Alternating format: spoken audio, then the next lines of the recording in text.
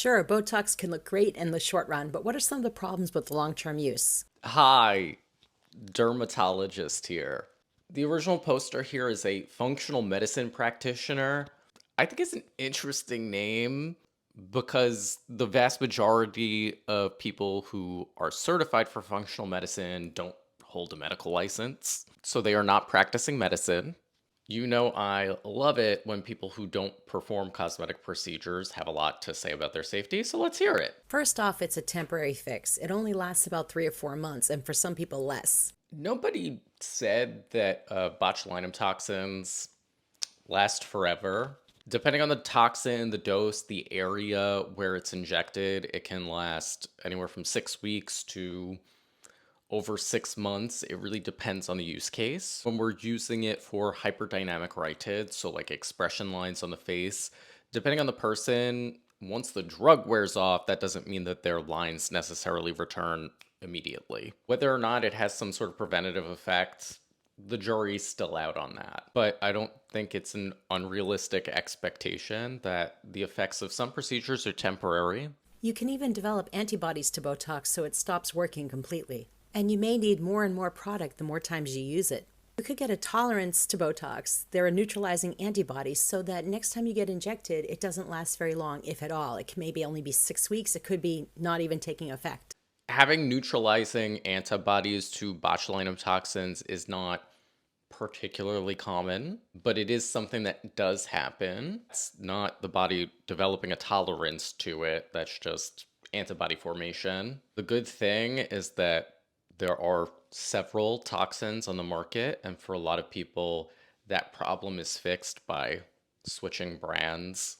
But I don't think that's a reason for somebody not to have the procedure done if it's something that they want. The idea of you may need more and more. Typically, what we see actually is that if people are coming in for the procedure pretty regularly, that over time they actually need less. And at $500 to $2,500 per treatment, it can get expensive. In fact, the average person spends between $2,000 and $10,000 per year on treatments. I don't know where those numbers come from, especially since the pricing is going to vary depending on what areas are being treated, to what degree, how many units you use, and how often you're getting it done. I think there's this misconception that if you're gonna get botulinum toxin injections, that you need to be like on a schedule going every 3 months, and that's not the way that most people do it. The way I tell my patients is that if there's a preventative effect that we, can't verify that they want to go for and they want to be regular about it, that's fine. But in general, I advise people to come back when they see lines returning, which may be well after the medication has worn off. Now, when you keep muscles under constant paralysis, such as with Botox, you actually have muscle atrophy in that area. It's kind of like if you broke your leg and then you take your cast off and that area is all atrophied and weak. You can get a bonier look with this. Your skin gets thinner and actually the veins become more prominent. That gives you a very old appearance and makes you look older than you are. Can muscular atrophy happen if somebody's getting Botox over and over again? Yeah. However, that would happen in those cases where we're not letting muscle movement return. And this is another reason why, you need to look at the actual person's face.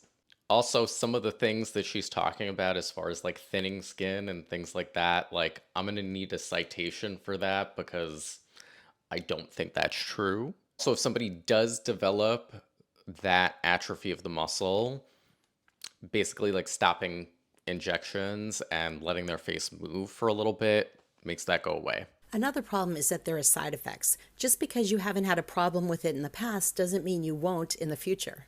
If it's injected in the wrong place, and these muscles are tiny, so that can happen, there can be a problem. The Botox can diffuse too far and you can get droopy eyelids. You can get a drop brow or curvature to your forehead lines.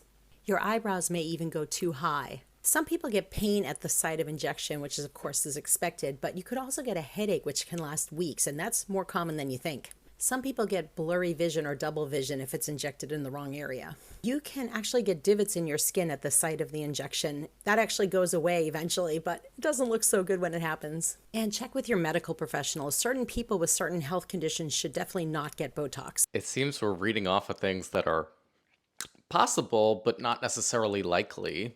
Cosmetic procedures are medical procedures, so yeah, there's the possibility of adverse events. And any good provider will advise you on it, and everybody has to do their own cost benefit analysis. If you're going to an injector who has proper technique, these are not really common adverse events. Some of them are exceedingly rare, and also the majority of them are not serious. Botulinum toxin injection is probably like one of the lowest risk procedures that I do in my practice. I'm 58 and I've never had any cosmetic procedures. Swipe left and follow my anti-wrinkle challenge. Take 10 years off your look without any cosmetic procedures. Her bio is filled with affiliate links and health coaching and all of that, all of the typical stuff we expect to see. I think we need to remove this idea of like, oh, look at me. I've never had any cosmetic procedures. Like, so what? Like, that's the choice you made. If you're happy with it, I'm happy for you, but that doesn't in any way like make you better than anyone. Everybody should be able to do what they want in order to feel confident in their own skin. In addition to that, like, I don't know why spreading misinformation about topics that, like, clearly you don't know necessarily a ton about is something that you need to do to get business or clicks, likes, whatever. So, yeah, to her point about, talking with your own doctor, your own provider, I think those discussions should happen there with people who actually, provide the procedure in question and who could individually counsel each and every person. Shocking idea, I know.